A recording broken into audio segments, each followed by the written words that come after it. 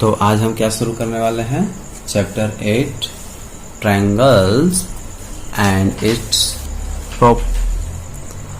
Properties, यानी कि triangle के बारे में हम जानेंगे और उसके ट्रायंगल के कुछ जो डिविजन्स हैं। ट्रायंगल कई तरह का होता है और ट्रायंगल के यूज, उसके कैसे कैसे ट्रायंगल पे क्वेश्चन आपको मिलेगा उसको जानेंगे। ठीक है, तो इसमें एक ट्रायंगल लिखा हुआ है, इसका नाम लिखा है आइसोस्केलेस ट्रायंगल। ठीक है ना, यानी कि इस ट्रायंगल के बारे में हम जानेंगे कि आइसोस्केलेस ट्रायंगल क्या होता है ना। तो आप ध्यान से देख पा रहे होंगे, तो यहाँ पास आपको एक तो फिगर दिखाई दे रहा है। ठीक है, इसमें दिख रहा है कि ये भी 5 का है और ये भी 5 का है और नीचे वाला सेम नहीं है। ठीक है, तो इससे पता चलता है कि जब किसी ट्रायंगल का दो ठो साइड इक्वल होता है तो उसको कौन सा ट्रायंगल कहते हैं? आइसोसेलेस ट्रायंगल कहते हैं, है ना। अब यहाँ पास एक रूल आपको याद रखना है। क्या रखना है? कि in a triangle if 2 side are equal, जब किसी ट्रायंगल के दो ठो साइड इक्वल होते हैं, then the angle opposite to these side are also equal. तो जो साइड है उसके अपोजिट में जो एंगल दिख रहे हैं, यानी कि ये है ना, ये एंगल इसके सामने और इसके सामने ये एंगल, ये दोनों एंगल भी इक्वल होंगे। यानी कि जितना इसका डिग्री होगा उतना इसका भी डिग्री होगा। मान लीजिए ये 45 है तो ये भी 45 ही होगा। समझ में आ रही है बात? अब देखिए इसमें क्या है आपका, यहाँ लिखा है exterior angles of a triangle. अब ये एक्सटीरियर एंगल क्या होता है ट्रायंगल का, ये समझिए। तो एक्सटीरियर का मतलब होता है बाहर वाला, ठीक है ना, और ये बाहर है तो अंदर में जो है तो उसको इंटीरियर बोलेंगे। तो ये जो इससे दूर में जो है ना, उसको क्या बोलेंगे? Interior opposite angle. ठीक है, और ये जो पास में है तो इसको क्या कहेंगे? Interior adjacent angle. तो जो इसके पास में है उसको इंटीरियर एडजेसेंट कहेंगे और इसको क्या कहेंगे? Interior opposite. चूंकि तीनों अंदर में है इसलिए तीनों को इंटीरियर ही बोलेंगे। ठीक है, और ये अपोजिट साइड में, इसके अपोजिट में है इसलिए अपोजिट बोलेंगे, और ये इसके पास में है इसलिए इसको क्या बोलेंगे? एडजेसेंट बोलेंगे। ठीक है, अब एक्सटीरियर और इंटीरियर में क्या रिलेशन है इसको थोड़ा सा जानेंगे। तो देखिए यहाँ पास कुछ समझाया है, यहाँ ध्यान से देखेंगे तो लिखा है relation between exterior angle and interior opposite angle. मतलब एक्सटीरियर यानी कि इसका और इंटीरियर अपोजिट यानी कि इसका क्या रिलेशन होता है उसको इसमें थोड़ा सा समझने का कोशिश करेंगे। तो ध्यान से देखिए, ए का वैल्यू 40 लिख दिया है। ए का वैल्यू क्या लिख दिया है? तो ये आपका 40 है और बी का वैल्यू क्या लिखा है? 80। तो बी आपका क्या है? 80 है। ठीक है, अब इन दोनों को यदि हम प्लस कर देते हैं, ठीक है, 80 प्लस 40 तो क्या आ जाएगा? 120। और ये किसका वैल्यू माना जाएगा? AXC का, सॉरी ACX। तो ACX कहाँ है? ये है। तो कहने का मतलब ये हुआ कि जब हम इन दोनों को प्लस करेंगे, यानी कि अपोजिट इंटीरियर को प्लस करेंगे तो एक्सटीरियर के इक्वल में आएगा। तो जो अभी हम समझे उससे क्या निकल के आया? इन अ ट्रायंगल, किसी ट्रायंगल में the exterior angle is equal, the exterior angle is equal, यानी कि ये एंगल जो है वो इक्वल होगा। किसके इक्वल होगा?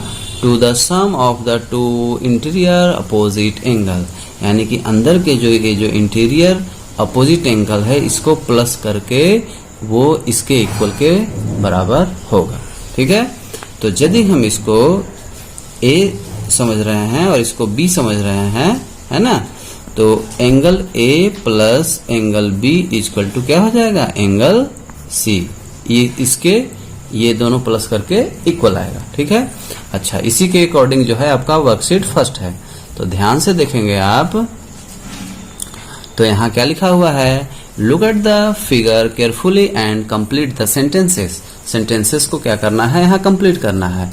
तो ध्यान से देखें क्या सेंटेंसेस दिए हुए हैं। तो यहाँ आप देख पा रहे होंगे कि एंगल बी ए वाई दिया हुआ है। तो बी ए का वाई फिगर में कहाँ है, देखिए बी ए वाई, यानी कि इस बाहर वाले एंगल का बात कर रहा है। इक्वल टू लिखा है ए बी सी। तो ए बी सी कहाँ है, ए बी सी, यानी कि इंटीरियर एंगल पे आ गया।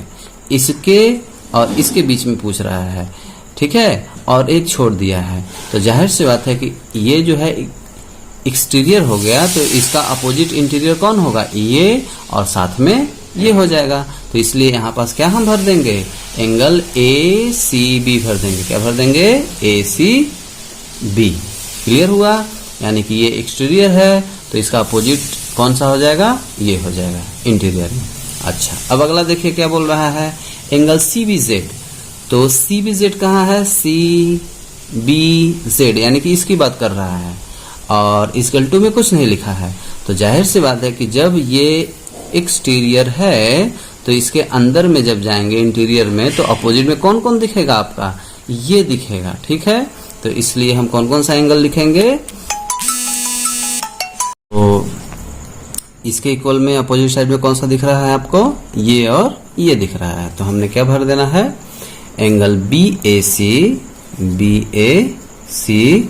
And angle A C B. समझ गए बात को। अच्छा अगला देखिए क्या है, यहाँ लिखा है सी ए बी कहाँ है आपका, सी ए पी, यानी कि इसकी बात कर रहा है, और ए बी सी यानी कि इसकी बात कर रहा है, यानी कि इसकी और इसकी बात हो रही है।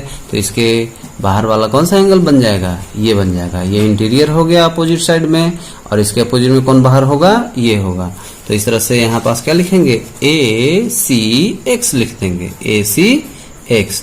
तो इस तरह से जो है ये कॉन्सेप्ट आपका क्लियर होता है। कौन सा कॉन्सेप्ट, कि in a triangle the exterior angle is equal to the sum of the two interior opposite angle. ठीक है, अब देखिए वर्कशीट 1 का सेकंड नंबर क्वेश्चन क्या कह रहा है कि फिगर को देखिए और इसको फाइंड करिए। तो ये कहाँ दिख रहा है, वाई आर क्यू कहाँ है आपका, वाई आर क्यू, यानी कि इसको फाइंड करना है। तो ये एक्सटीरियर है और इसका अपोजिट में जो इंटीरियर होगा, है ना, अपोजिट में जो इंटीरियर होगा ये होगा। तो इसको आप प्लस कर दीजिएगा तो आंसर फट से आ जाएगा। ठीक है, तो इसको चाहें तो आप एक्सप्लेन करके कर सकते हो। जैसे क्या लिख सकते हो, Y R Q equal to angle R P Q plus R Q P, angle R Q P. ठीक है, अब इसके इक्वल टू में आप इसका वैल्यू क्या है आपका 60 है, और इसका वैल्यू क्या है आपका 70 है। अब इसको प्लस कर दीजिए तो कितना आ जाएगा, 130 आ जाएगा। अच्छा अगला फाइंड क्या करना है, एंगल पी आर क्यू, यानी कि इसको फाइंड करना है। तो आपको एक प्रॉपर्टी और पता होगा, एंगल है ना, एंगल्स सम प्रॉपर्टी है ना। तो एंगल सम प्रॉपर्टी में क्या होता है कि ये जो एंगल P है प्लस एंगल R है और प्लस एंगल Q है, इन तीनों को प्लस करके कितना होता है, 180 होता है। और अभी अभी P और Q है ना, P और Q को प्लस करके कितना आया, 130 आया। ठीक है, तो P और Q है ना, P और Q के बदले हम 130 लिख देंगे, और R हमको फाइंड करना है, एंगल R हमको क्या करना है, फाइंड करना है। तो R आपका ये है ना, P R Q का मतलब R हुआ। ठीक है, बीच वाले से डिनोट कर सकते हैं। तो 30 है और इस तरफ क्या है, 180 है। तो यदि आप ट्रांसफर करेंगे तो एंगल R इक्वल टू क्या हो जाएगा, 180, और ये प्लस में उधर जाएगा तो किस में हो जाएगा, माइनस में हो जाएगा। इक्वल टू को पार किया ना, तो इक्वल टू को पार किया तो क्या हो जाएगा, माइनस में हो जाएगा। अब 180 में से 130 माइनस करोगे तो क्या आ जाएगा, 50 आ जाएगा। यानी कि इसका आंसर क्या होगा 50 और इसका आंसर क्या होगा 130। ठीक है, तो देखिए थर्ड नंबर क्वेश्चन क्या कह रहा है आपका, one of the exterior angle of ABC measure 150, है ना। तो बाहर वाला जो एंगल है आपका, है ना, वो क्या है 150 है ना। तो इसका हम फिगर से समझ सकते हैं। ये देखिए, ये आपका जो है ट्रायंगल हो गया, इसको A बताइए, इसको B बताइए, इसको C बताइए, ठीक है। और ये एक्सटीरियर को 150 लिख दीजिए, ठीक है। अच्छा, और फिर बोला है if one of the interior opposite angle is 75। अब इसका इंटीरियर अपोजिट एंगल दो ठो है ये, ठीक है। इसमें से एक जो है 75 है, यानी कि ये मान लीजिए 75 है, ठीक है। अच्छा, और आपसे पूछ रहा है कि find the other interior opposite angle. अब इसको फाइंड करने के लिए बोल रहा है, जो अदर जो एक बच गया उसको फाइंड करने के लिए बोल रहा है, ठीक है। तो इसको फाइंड कैसे करेंगे, हमको जो प्रॉपर्टी मिला है उसी के अकॉर्डिंग हम इसको फाइंड करेंगे। तो क्या प्रॉपर्टी मिला है, प्रॉपर्टी हमको ये मिला है कि यदि हम इसको x बोल देते हैं, यहाँ ये रे गया ना एक, तो इसको यदि हम x बोलते हैं तो आपका एंगल जो है ACX इक्वल टू क्या हो जाएगा, angle A plus angle B।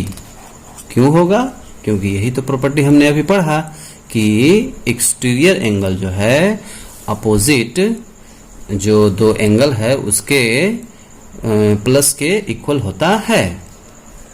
तो आपका ए का वैल्यू यहाँ ध्यान से देख पा रहे होंगे कि फाइंड करना है, तो ए की जगह पे आप x बोल सकते हो कि ए जो है x है।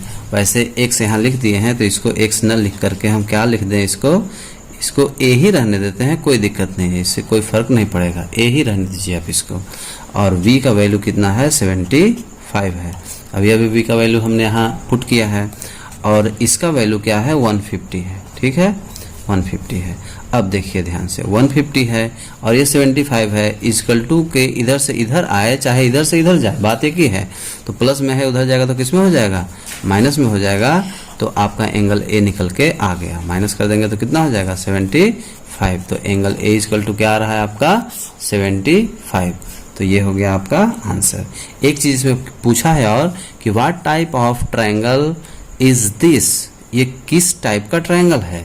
तो अरे भाई जब 75 ये भी है 75 ये भी है, यानी कि दोनों एंगल आपका इक्वल है। तो जब एंगल इक्वल है तो सामने का साइड भी इक्वल होगा, यानी कि दो ठो साइड इसके इक्वल होंगे, ये साइड और ये साइड क्या हो जाएंगे, इसके इक्वल होंगे। तो इस तरह से ये क्या हो जाएगा, आइसोसेलेस ट्रायंगल हो जाएगा, ठीक है। तो 4 नंबर क्वेश्चन देखिए क्या कह रहा है, one of the exterior angle of a triangle is 100। तो हम यहाँ 100 लिख दिए, एक्सटीरियर एंगल आपका 100 आ गया, ठीक है। अच्छा, the interior opposite angle are equal to each other, और इंटीरियर अपोजिट एंगल ये दोनों है और ये दोनों एक दूसरे के इक्वल है। तो यदि इसको x मानते हैं तो ये भी क्या हो जाएगा, आपका x हो जाएगा। क्लियर है। अच्छा, find the measure of these equal interior opposite angle. अब इन दोनों एंगल को आपको मेजर करना है ना, मतलब इनका क्या वैल्यू होगा वो पूछ रहा है, ठीक है। तो आप प्रॉपर्टी लगाइए, क्या प्रॉपर्टी दिया है आपका, तो प्रॉपर्टी दिया है कि ये जो है इन दोनों के इक्वल होता है। तो आप लिख सकते हैं, क्या लिख सकते हैं, angle A plus angle B equal to angle A C X. अब कहेंगे कि इसके पीछे वाले में इसको इधर रखे थे, इसको इधर रखे थे, और यहाँ पास इसको इधर और इसको इधर कर दिए हैं, तो उससे कोई फर्क नहीं पड़ता है। इक्वल टू का मतलब होता है कि ये दोनों इक्वल है। अब चाहे ये इधर रहे चाहे ये इधर रहे, इससे कोई फर्क नहीं पड़ता है, ठीक है। समझ पा रहे बात को। अच्छा, अब a और b दोनों का वैल्यू चूंकि एक जैसा बोला है, इक्वल है, इसलिए x लिए हैं हम, और इसका वैल्यू है आपका 100। तो x प्लस कर देंगे तो 1 1 क्या हो जाएगा, 2x हो जाएगा, होगा इक्वल टू 100।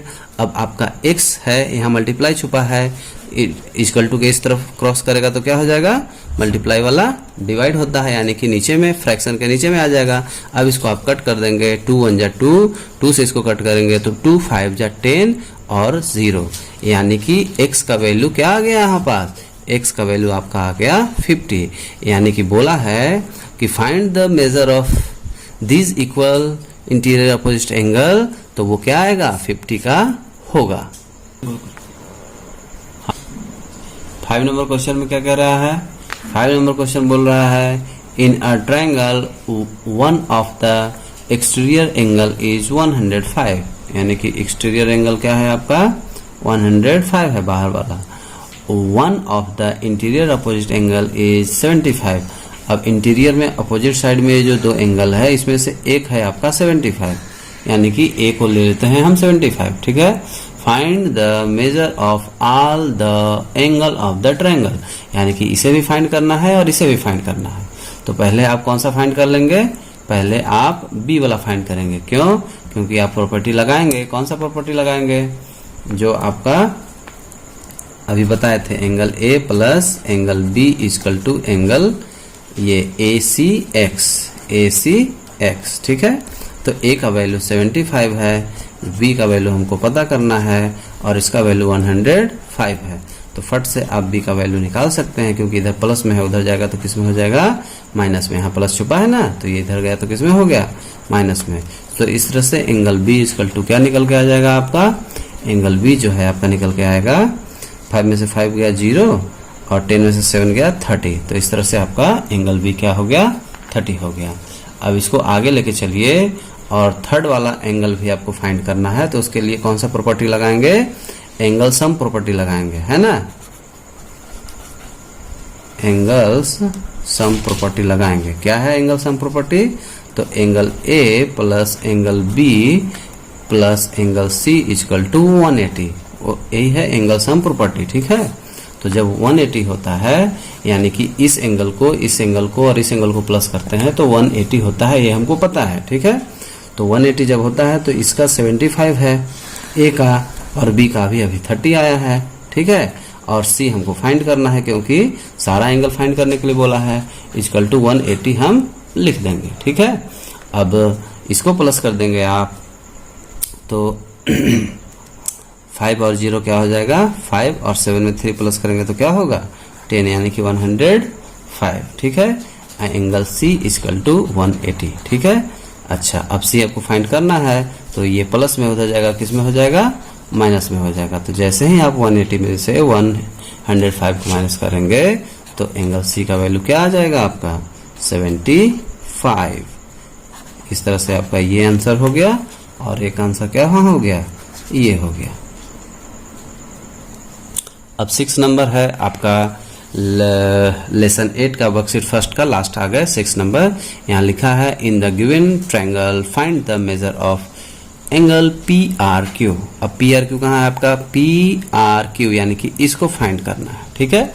अच्छा, तो अब देख रहे हैं प्रॉपर्टीज में क्या लगेगा, angle R plus angle P equal to angle A, बाहर वाला एंगल, तो आर क्यू, यहाँ एक्स बोल सकते हैं आप, तो आर क्यू एक्स, ठीक है। अच्छा, अब आपका जो है आर का वैल्यू हमको फाइंड करना है, और पी का वैल्यू क्या होगा, यहाँ देखिए ये साइन लगा हुआ है, तो इसका मतलब क्या होता है, राइट एंगल है। तो हम इसको 90 लिख देंगे, ठीक है। इसको हम 90 लिख देंगे, ठीक है, इक्वल टू 140, ठीक है। अब एंगल आर इक्वल टू क्या कर लेंगे, 140, ये 90 है, इधर जाएगा तो किस में हो जाएगा, प्लस है तो माइनस में हो जाएगा। तो एंगल आर इक्वल टू क्या आ जाएगा, 140 में से 90 माइनस करेंगे तो 50। इस तरह से जो है आपका क्या हो गया, आंसर हो गया।